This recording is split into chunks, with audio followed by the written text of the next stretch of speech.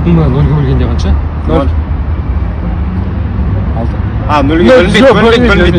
Қанша етті, пидің мәні. 3 алдырдым. Базар ғой ма? Базар.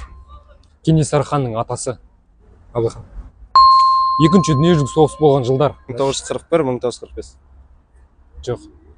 39. Жоқ. Тік бұрышты үш бұрыштың тік бұрышына қарсы жатқан қабырғасы. Катет. Гипотенуза? Ұлы отан соғысы болған жылдар. 44-45. Барак Обама ақштың нешінші президенті? 44.